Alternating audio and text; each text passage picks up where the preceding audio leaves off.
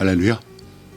오늘 우리가 함께 나눌 말씀의 제목은 주의 영광 보게 하소서. 주의 영광 보게 하소서. 이 말씀을 통해 나를 향해 말씀하시는 주의 음성 들으시기를 축복합니다. 지금 여러분에게 가장 큰 혹은 가장 중요한 관심사는 무엇입니까?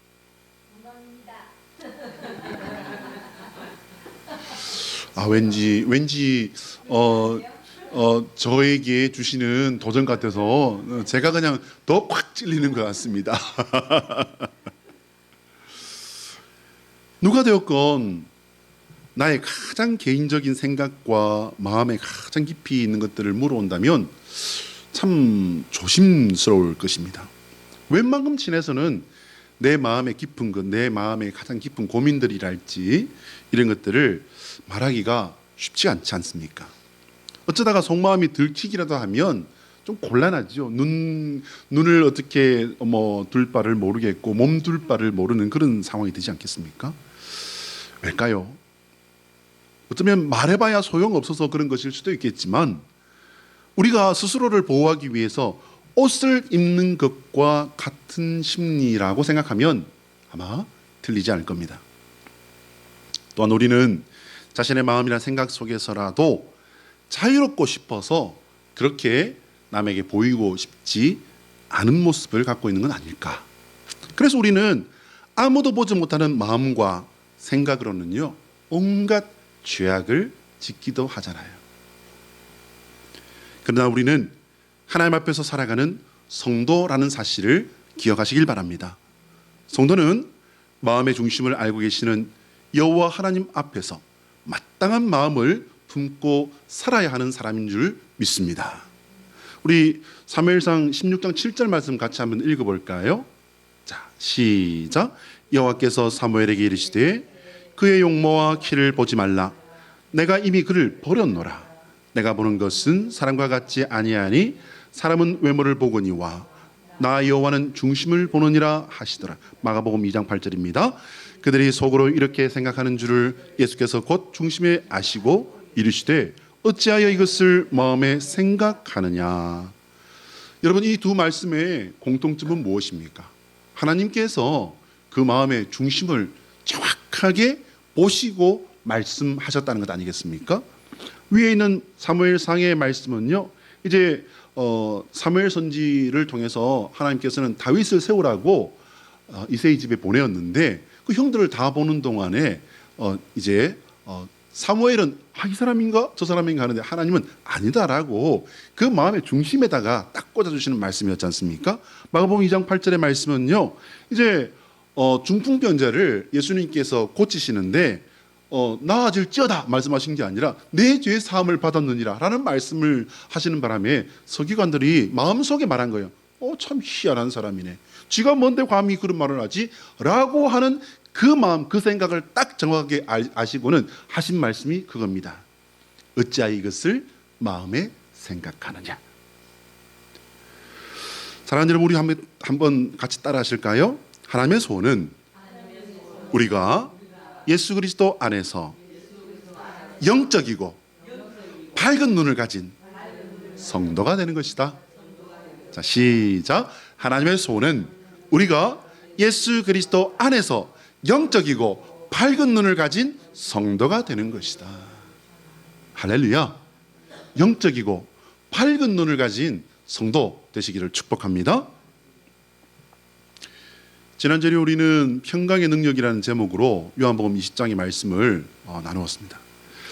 시간적인 배경은 예수님께서 부활하신 날, 그날 저녁이었습니다. 사실 오늘 이 말씀도 마찬가지예요. 예수님께서 부활하신 날, 그날 저녁에 오후부터 이제 저녁에 있었던 그런 사건이 되겠습니다. 예수님께서 부활하셨다는 그런 사실이 일어났는데, 그런 사건이 일어났는데 제자들은 아직 부활에 대한 믿음이 없었기 때문에 이제 요한복음 20장이라든지 오늘 본문 말씀에 이런 말하자면 해프닝이 아니겠습니까? 여러분 기억하시기 바랍니다. 언제나 믿음이 없는 곳에는 대장 노릇하는 것은요 두려움, 불안, 원망, 불평이에요. 예수님의 제자들은 유대인들을 두려워해서 그들이 모인 집에 모든 문을, 심지어는 창문까지 꼭꼭 잠그고 있었다라고 성경은 전하고 있습니다. 그런 제자들에게 부활하신 주님께서 오셔서 너희에게 평강이 있을지어다 선포하셨습니다. 여기서 제자들이 어떻게 했다고 했습니까? 기절해야 됐다고 했습니까? 아니면 기뻐했다고 했습니까? 기뻐했다고요. 예수님을 모시고 기쁨의 마음, 감사의 마음, 사랑의 마음을 올려드리는 저와 여러분 되시기를 축복합니다. 그나마 요한복음 20장에 예루살렘에 있던 제자들은요, 여러분 지금 오늘 이 엠마오 도상에 있는 제자들과 다른 게 있어요. 그게 뭡니까? 예루살렘 자리를 지켰다는 거예요. 그나마 예루살렘에 있었다는 겁니다. 근데 오늘 누가복음 24장에 나오는 엠마오 도상의 이 제자들은요, 예루살렘을 무슨 상황인지는 모르겠지만 떠났어요. 그들은 지금 예루살렘으로부터 20오리라고 성경은 기록합니다. 대략 11km 정도 되는 그 거리에 있는 엠마오라고 하는 마을로 가고 있는 중입니다. 글로바라고 하는 제자와 또 다른 한 사람의 제자가 함께 길을 가고 있었습니다. 그들은 그날 예루살렘에서 일어난 예수님의 부활에 대해서 얘기하고 있었습니다.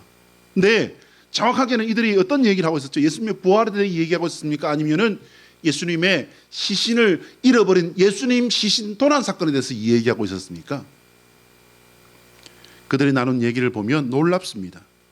그들은 예수님의 부활 사건에 대해 알고 있으면서도 예루살렘을 떠났고요, 예수님께서 부활하셨다면 일단 그 자리에 있었음에도 불구하고 떠나버린 상태에서 그들은 자기들의 생각을 나누고 있었던 거예요. 오늘 본문 앞에 15절을 보면 그들은 예수님의 부활 사건에 대해서 서로 문의했다라고 이렇게 한글 성경은 기록하고 있습니다. 근데요, 영어 성경은 어떻게 기록하고 있냐면요, 디스커션 했다는 거예요. 그게 뭡니까? 토론했다는 거예요. 무엇에 대해서 토론을 했습니까? 예수님의 부활? 아니요. 좀 더 솔직하게 이들의 입장에서 말하면 뭘 토론했다고요? 예수님의 시신 도난 사건. 맞잖아요, 여러분. 이런 경우를 가리키는 속담이 있어요. 그게 뭐냐면요, 봉사 코끼리 만지듯 한다라고 합니다. 뭔 말인지 아시겠죠, 여러분? 봉사들이 있습니다. 한 사람은 배를 만집니다. 오, 코끼리는 벽이네, 그렇게 말합니다. 아니야. 코끼리는 짝대기야. 뭐냐면요, 꼬리를 만지면서 이렇게 말해요. 아이, 이 사람아, 코끼리는 늘판대기야. 귀를 만진 봉사가 그렇게 말합니다. 에헤, 이 사람들 딱하네. 코끼리는 기둥이야. 다리를 만진 사람이 그렇게 말을 했습니다. 여러분, 뭘 알아서 토론을 했을까요? 이들이 한참 얘기하며 걸어가는 도중에 언제 나타났는지 성경을 읽어보면요, 슬그머니 나타난 것처럼 이렇게 기록하고 있습니다. 한 사람이 슬며시 그들의 대화에 끼어듭니다. 그분은 예수님이셨지만 이들은 예수님을 알아보지 못했다라고 16절은 기록하고 있습니다. 여러분, 예수님의 제자들임에도 불구하고 주님을 몰라본 이유에 대해서 주석가들은요, 대략 두 가지로 설명을 해요. 첫 번째는 뭐냐면요, 예수님께서 죽었다는 사실에 사로잡혀 지금 눈앞에 나타난 부활의 사실은 알아보지 못했다는 거예요. 두 번째는요, 예수님께서 전혀 다른 새로운 부활체라고 합니다. 새로운 존재로 나타나셨기 때문이라고 이렇게 해석하는 그런 학자들도 있습니다. 어찌됐건 그들은 예수님의 제자들임에도 불구하고 그들의 스승인 예수님을 알아보지 못했습니다. 그들이 하는 얘기를 듣고 있던 예수님이 먼저 물어오십니다. 지금 당신들이 하는 그 소리가, 그 얘기가 무슨 소리입니까? 이렇게 묻습니다.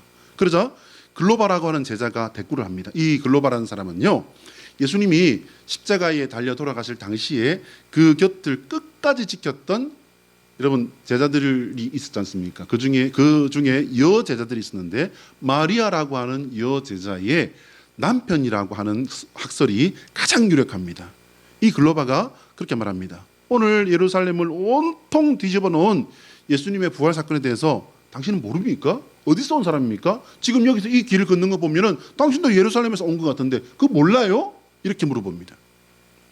그리고 그는 다음 말이 이제 예수님께 대한 자기의 믿음이 사실은 어떤 것인지, 이게 자기가 고백을 해버립니다. 19절 말씀인데요.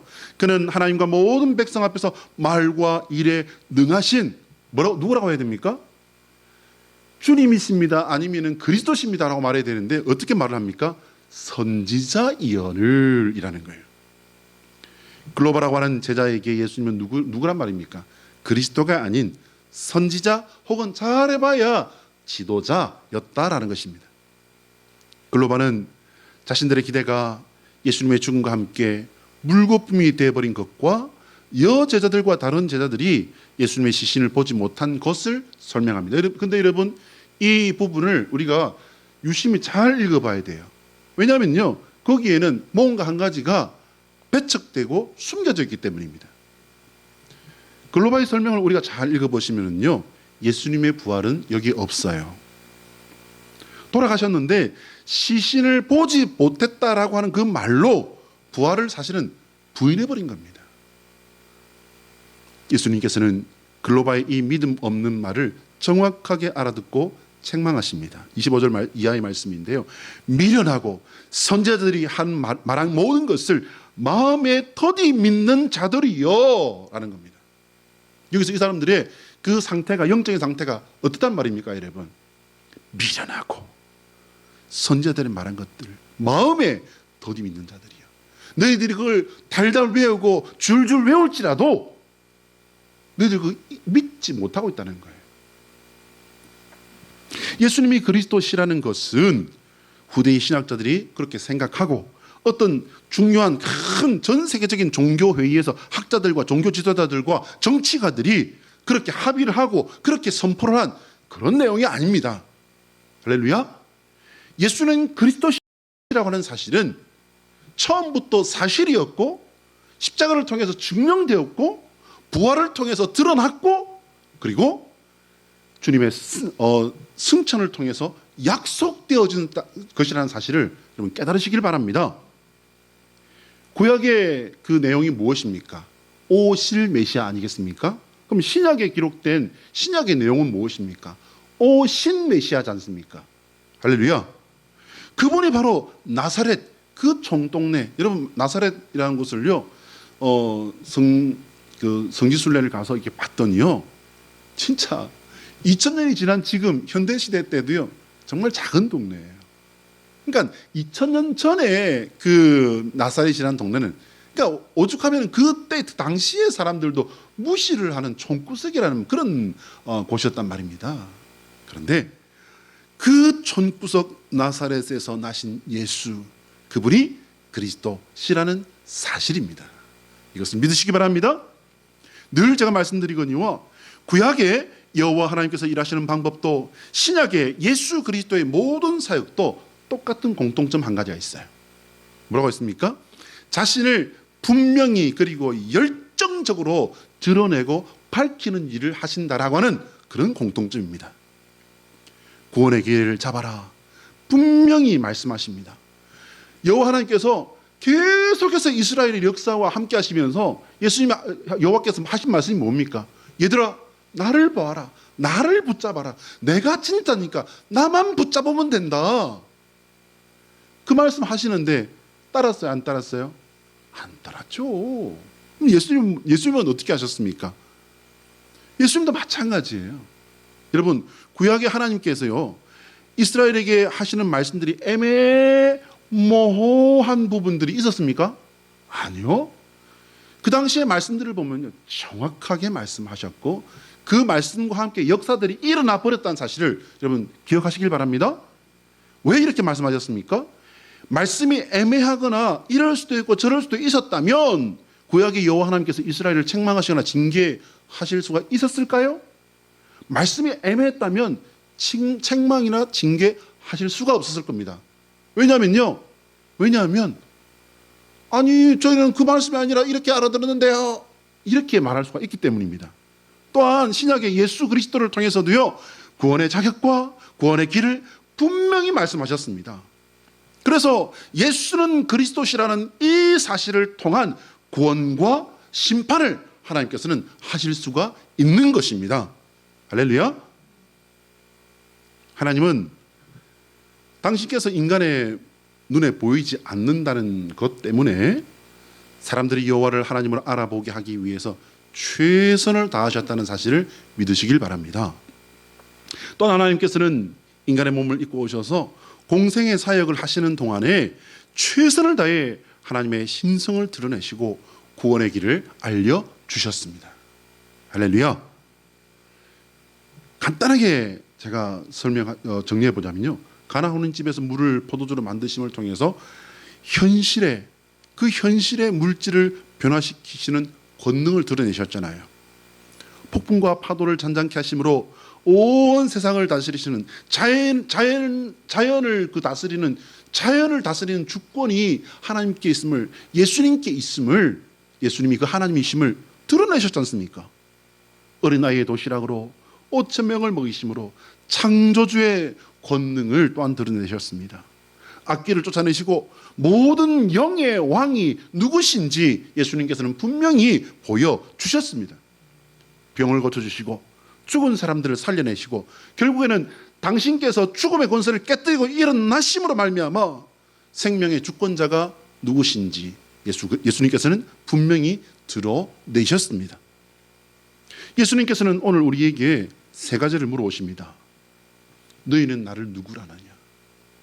이거 우리에게라고 받아들이시면 안 돼요. 나에게라고 받아들이셔야 됩니다. 너는 나를 누구라 하느냐? 예수님께서 물으십니다. 마태복음 16장 15절의 말씀이죠. 그 이후에 두 번째는 뭡니까? 너희는 내가 부활한 것을 믿느냐? 이것 또한 너는으로 받으셔야 돼요. 너는 내가 부활한 것을 믿느냐? 세 번째가요, 내가 부활한 것이 너희의 부활의 문인 것을 네가 믿느냐? 라고 물으십니다. 이 두 번째와 세 번째 질문의 근거는 이겁니다. 요한복음 11장 25절로 26절의 말씀이에요. 앞에 뜹니다. 같이 읽어보겠습니다. 시작. 예수께서 이르시되 나는 부활이요 생명이니 나를 믿는 자는 죽어도 살겠고 무릇 살아서 나를 믿는 자는 영원히 죽지 아니하리니 이것을 네가 믿느냐? 할렐루야. 예수님 물으셨어요? 안 물으셨어요? 물으셨어요. 이것을 내가 믿느냐? 믿으십니까? 아멘. 저도 아멘입니다. 요한복음 11장 25절로 26절의 말씀은요, 예수님께서 나사로를 살려내기 전에 하신 말씀이에요. 예수님은 말씀하신 즉 증명하셨습니다. 또한 예수님은 기적을 베푸시고요, 그 기적을 설명하셨습니다. 애매하게 말장난하며 사람들을 속이며 그렇게 이단을 끄는 이단 교주질을 하는 그런 사람들, 그런 종교 사기꾼들과는요 달라요. 2000년 동안 얼마나 많은 사람들이 내가 그리스도라고 말하는 사람들 얼마나 많았습니까? 여러분, 그들과 다른 점이 무엇입니까? 예수님께서는요 신성을, 하나님의 신성을 드러내셨잖아요. 하나님의 뜻이 무엇인지 분명하게 말씀하셨잖아요. 하나님의 계획이 무엇인지 말씀하셨잖아요. 그리고 십자가에서 당신의 모든 것을 다 주셨잖아요. 그뿐입니까? 마지막으로요, 예수님의 죽으심과 예수님의 부활은 예수님 사역의 절정이라는 사실을 깨달으시길 바랍니다. 할렐루야. 어떤 교주도, 내가 그리스도라고, 내가 구세주라고 말했던 어떤 사람도 부활을 사람들에게 보여준 사람은 존재하지 않습니다. 아멘. 한번 따라합시다. 예수 그리스도의 십자가는 하나님의 가장 큰 증거이다. 자, 시작. 예수 그리스도의 십자가는 하나님의 가장 큰 증거이다. 여러분, 어떤 증거입니까? 하나님이 사랑하신다는 증거, 하나님이 살아계신다는 증거, 하나님이 우리를 살리신다는 증거, 하나님께서 다시 오신다는 증거, 하나님이 우리를 심판하신, 세상을 심판하신다는 증거가, 여러분 놀라지 마시기 바랍니다. 사람들이 그렇게 끔찍하게 생각하고 고개를 절레절레 흔들고 침을 뱉었던 십자가가 하나님의 증거였다는 것입니다. 말씀을 시작하며 여러분에게 요즘 여러분의 관심사 혹은 중요한 일이 뭐냐고 제가 질문 드렸고, 우리 이영경 권사님은 건강이요! 라고 말씀하셨습니다. 지금 우리의 관심사는요, 나의 생각과 마음의 방향이고 상태라고 보시면 됩니다. 생각과 마음의 방향, 상태는요, 자칫 우리가 보지 말아야 할 것을 보게 하고 봐야 할 것을 보지 못하게 하는 경우가 우리 삶에는 왕왕 있다라는 것을 깨달으시길 바랍니다. 예수님의 부활 사건 앞에 예수님의 제자들이 그랬습니다. 제자들이 왜 부활하신 예수 그리스도를 보고도 못 알아봤는가? 결론적인 이유는요, 저들의 영적인 눈이 가려졌기 때문이라는 거예요. 귀신도 보는 것을 이 사람들은 예수님과 3년 동안 같이 먹고 자고, 그리고 주님의 그 시신을 만지고 주님의 부활하신 부활체를 보고서도 몰랐다는 거예요, 여러분. 왜요? 영적인 눈이 가려졌기 때문입니다.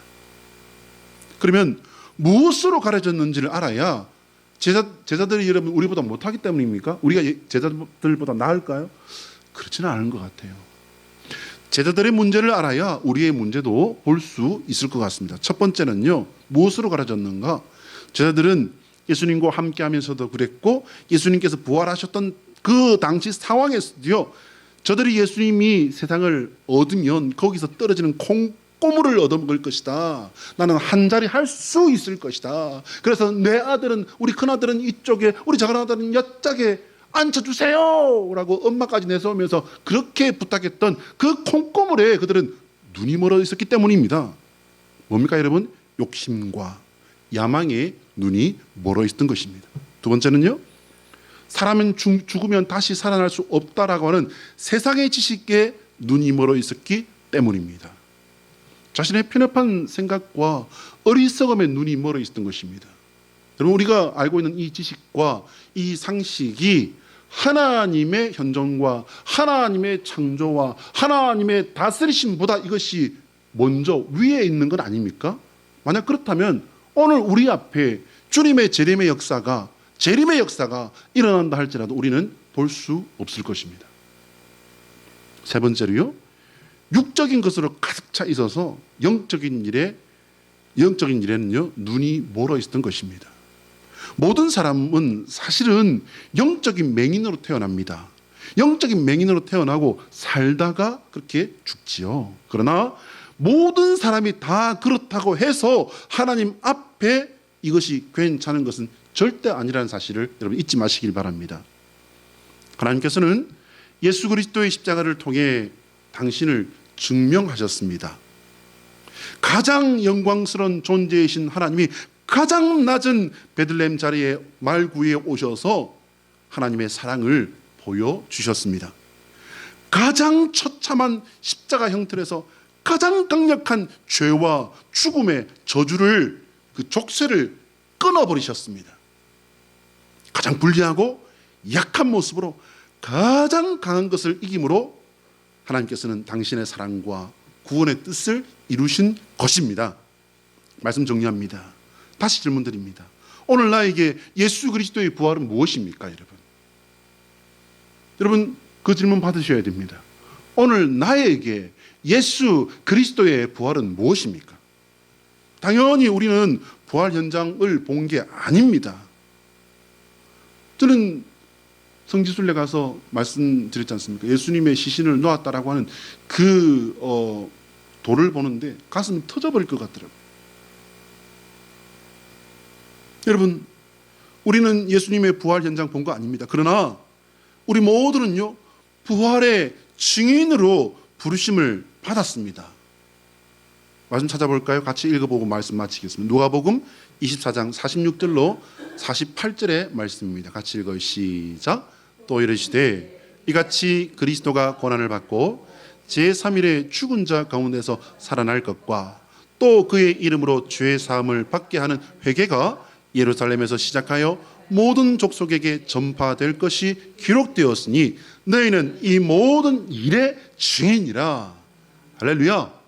여러분, 이 모든 성경의 증인이 아니고요, 이 모든 일의 증인이라. 주님의 명령 앞에 아멘으로 순종하셔서 주님 앞에 풍성한 믿음의 열매 맺어내시는 저와 여러분 되시기를 예수 그리스도의 이름으로 축복합니다. 기도하겠습니다.